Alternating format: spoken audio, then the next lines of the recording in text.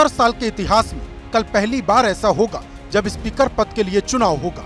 NDA की तरफ से एक बार फिर ओम बिरला उम्मीदवार होंगे तो वहीं विपक्ष की तरफ से के सुरेश को उम्मीदवार बनाया गया है। ये वही के सुरेश है जिन्हें कल तक विपक्ष प्रोटेम स्पीकर बनाने की मांग पर अड़ा था। दोनों ही उम्मीदवारों ने नामांकन दाखिल कर दिया, जिस पर कल सुबह 11 बजे वोटिंग होगी। ओम बिरला लगातार तीसरी बार लोकसभा सांसद हैं। राजस्थान के कोटा से बीजेपी का प्रतिनिधित्व करते हैं। ओम बिरला 17वीं लोकसभा में साल 2019 से 2024 तक स्पीकर रहे हैं। यही नहीं, राजस्थान विधानसभा में भी 3 बार विधायक रहे हैं। 2004 से 2008 तक राजस्थान में संसदीय सचिव की जिम्मेदारी संभाल चुके हैं। जाहिर है ओम बिरला का राजनीतिक कद और अनुभव हर लिहाज से दमदार है। इसलिए एक बार फिर मोदी सरकार ने उन्हें स्पीकर बनाने का फैसला किया। तो वहीं दूसरी ओर के सुरेश की बात करें तो के सुरेश केरल की मावेलिकारा की सुरक्षित सीट से कांग्रेस सांसद है। 2024 में 8वीं बार सांसद चुने गए। 1989 में पहली बार लोकसभा के लिए चुने गए। यूपीए सरकार में अक्टूबर 2012 से लेकर 2014 तक केंद्रीय श्रम एवं रोजगार राज्य मंत्री के तौर पर जिम्मेदारी संभाल चुके हैं। यही नहीं, के सुरेश SC/ST के कल्याण से संबंधित अपने कामों के लिए जाने जाते हैं। सवाल बड़ा है कि आखिर स्पीकर पद के लिए चुनाव की नौबत क्यों आई, जबकि आम सहमति के लिए सत्ताधारी दल और विपक्ष के बीच मीटिंग्स तो कई दौर की हो चुकी थी। एनडीए की तरफ से राजनाथ सिंह तो विपक्ष की तरफ से कांग्रेस महासचिव केसी वेणुगोपाल के बीच कोई सहमति नहीं बन पाई। विपक्ष ने उम्मीदवार को कॉल बैक नहीं किया गया आपके द्वारा। राहुल गांधी जी ने कहा कि खड़गे जी ने ऐसे जहाँ तक खड़गे जी का प्रश्न है, एक सीनियर लीडर हैं, मैं उनका सम्मान करता हूं। कल से लेकर आज तक उनसे 3 बार हमारी बात। इधर विपक्ष आरोप लगा रहा है कि मोदी जी कहते कुछ और हैं और करते कुछ और। बेशक हम स्पीकर पद का समर्थन करते, लेकिन डिप्टी स्पीकर पद तो विपक्ष को ही मिलना चाहिए। राजनाथ सिंह जी ने खड़गे जी से कहा, देखिए आप हमारे स्पीकर को सपोर्ट कीजिए। ऑपोजिशन, पूरी ऑपोजिशन ने कहा है, हमने सब के सब से बात की है, पूरे ऑपोजिशन ने कहा है कि हम स्पीकर को सपोर्ट करेंगे, मगर कन्वेंशन ये है कि डेप्यूटी स्पीकर ऑपोजिशन को मिलना चाहिए। राजनाथ सिंह जी ने कल शाम कहा था कि वो खड़गे जी को कॉल रिटर्न करेंगे।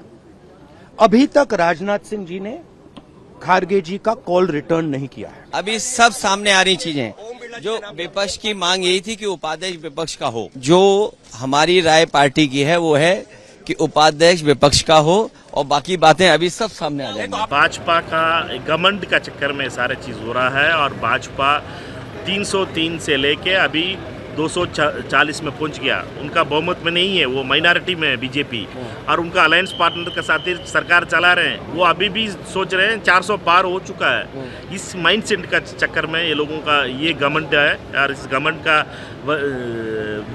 वजह से ये सारे चीज हो रहा है। प्रोटेम स्पीकर भी नहीं बनाया, इसलिए हम लोगों का लड़ाई संविधान का बचाने के लिए। इधर एनडीए ने आरोप लगाया कि विपक्ष आखिर गलत परंपरा को बढ़ावा क्यों दे रहा, जबकि स्पीकर किसी पार्टी का नहीं सदन का होता है। इस प्रकार की राजनीति को हम की निंदा करते हैं और मुझे लगता है कि अच्छी परंपरा ये रहती कि लोकसभा निर्विरोध एक सर्वसम्मति से अध्यक्ष चुनता, तो लोकसभा की भी मर्यादा अच्छी रहती, सभी पक्ष का उसमें योगदान रहता, और स्पीकर वैसे भी किसी सत्तारूढ़ पार्टी या विपक्ष का नहीं होता है, वो पूरे सदन का होता है। मुझे तो नहीं याद कि इस तरीके के पद को लेकर चुनाव हो, पर जिस तरीके से विपक्ष की इस बार भूमिका रही है और शर्तों के साथ जिस तरीके से विपक्ष सामने आया है कि आप डिप्टी स्पीकर के पद पर सहमति कीजिए, जबकि हम सब लोग उसके लिए चर्चा के लिए तैयार थे, पर उसके बावजूद शर्त रखना, उस पर अड़ना और इस तरीके से अपनी भूमिका को निभाना मुझे नहीं लगता कि उचित है। हम सब लोगों के उपस्थिति में माननीय रक्षा मंत्री जी ने कहा कि जब उपाध्यक्ष का चुनाव होगा हम निश्चित तौर पर बात करके करेंगे। लोकतंत्र में आखिर होता क्या है, लोकतंत्र में बातचीत से रास्ता निकलता है। वो शर्त पर अड़े रहे और शर्तों के आधार पर वो लोकतंत्र चलाना चाहते हैं, दबाव की राजनीति करना चाहते हैं, तो ये लोकतंत्र में नहीं चलता है, दबाव की राजनीति नहीं चलती। अगर लोकसभा में नंबर गेम की बात करें तो भले ही 2014 के मुकाबले तस्वीर अलग हो, लेकिन विपक्ष पहले से ज्यादा मजबूत है। हालांकि नंबर सबसे ज्यादा सत्ताधारी दल के पास है। लोकसभा की 542 सीटों में एनडीए की अगुवाई वाली बीजेपी के पास 240 सीटें हैं। गठबंधन के साथियों को अगर इसमें मिला दे तो ये आंकड़ा 293 तक पहुंच जाता है। वहीं अगर बात इंडिया गठबंधन की करें तो आंकड़ा 236 तक ही पहुंच पाता है, जिसमें कांग्रेस के पास अपनी सीटें सिर्फ 98 ही हैं। हालांकि ये आंकड़ा पहले 99 था, लेकिन राहुल के वायनाड छोड़ने के बाद अब सिर्फ 98 ही बची हैं। इधर 3 और निर्दलीय सांसदों ने कांग्रेस को समर्थन कर दिया तो आंकड़ा 236 तक पहुंच गया है। कुल मिलाकर स्पीकर पद के लिए कल देश में 72 साल बाद पहली बार चुनाव होने जा रहा। आंकड़ों से साफ है कि कल सुबह 11 बजे जब चुनाव होगा और उसके बाद जो नतीजे आएंगे तो उसमें जीत सत्ताधारी दल की संभव है। लेकिन सालों से आ रही ये परंपरा इस 18वीं लोकसभा में टूट जाएगी। आजादी के बाद से अब तक लोकसभा स्पीकर और डिप्टी स्पीकर का चयन सर्वसम्मति से होता रहा है। स्पीकर का पद सत्ताधारी दल और डिप्टी स्पीकर का पद विपक्ष के पास रहा है। लेकिन इस बार लोकतंत्र की सालों पुरानी परंपरा और प्रतिष्ठा दोनों ही टूट रही हैं।